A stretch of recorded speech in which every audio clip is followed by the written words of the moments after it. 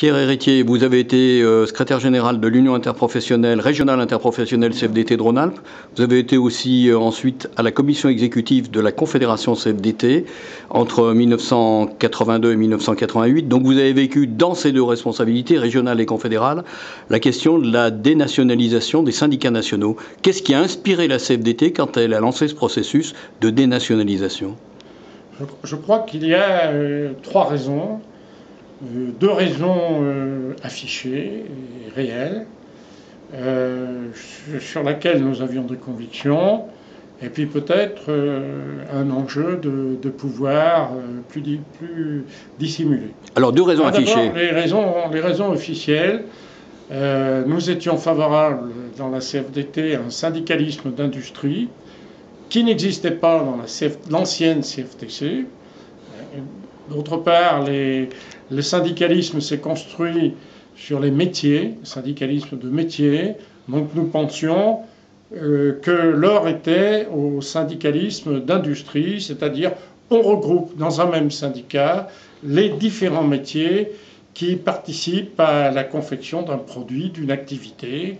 Et ça paraissait assez rationnel.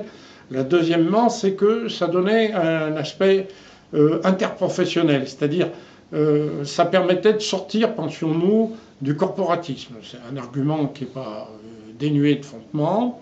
Et le troisième, comme je l'indiquais, c'est que ces syndicats nationaux représentaient un peu des bastions, gênants pour les fédérations, peut-être aussi pour la confédération, en tout cas pour les secteurs en charge de l'organisation. Alors, comment a été reçu ce processus par les syndicats nationaux ? Alors, il y avait beaucoup de réticences. Et souvent, les régionaux dont j'étais exprimaient au Bureau national ces réticences. Mais les deux arguments que j'ai développés tout à l'heure avaient réussi à convaincre les porte-paroles des régions interprofessionnelles qui étaient membres du Bureau national sur le bien fondé. Mais moi j'ai souvenance qu'il y avait de nombreuses réticences, par exemple dans des syndicats comme l'AFPA. Je me souviens bien du syndicat de l'AFPA, mais d'autres aussi.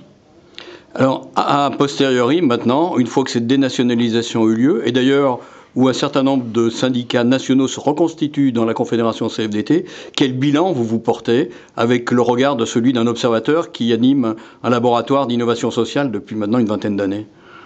Alors, d'abord, y compris même lorsque j'étais à la commission exécutive, il me semble me souvenir que les membres de la commission exécutive, ou du moins certains membres, se posaient la question: est-ce que c'est vraiment une bonne politique ? Et avait posé cette question à Edmond Maire. Et la posait à Edmond Maire. Et je crois qu'Edmond Maire lui-même s'interrogeait. Je ne parle pas du secteur organisation. Mais cette interrogation ne venait pas en réunion. Mais on sentait que la question était posée. Par ailleurs, les informations que nous avions sur l'affiliation à la CFDT, la désaffiliation, les difficultés de fonctionnement nous revenaient aux oreilles par nos amis des fédérations et des unions régionales.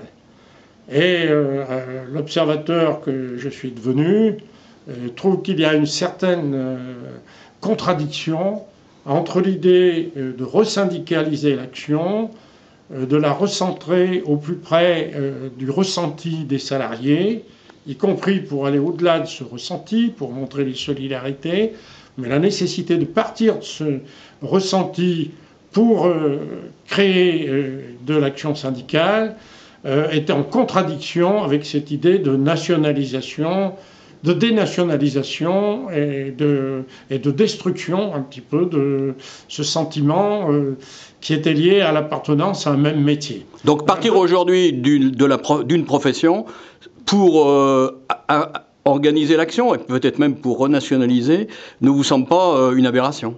Non. Aujourd'hui, ce qui paraît permanent comme référence, si tant est qu'il y a des choses qui soient vraiment permanentes, c'est le métier plus que l'appartenance à l'entreprise ou à la profession. Le métier paraît au contraire être la base d'une appartenance, d'une identité pour les salariés, à condition d'avoir un métier, bien sûr.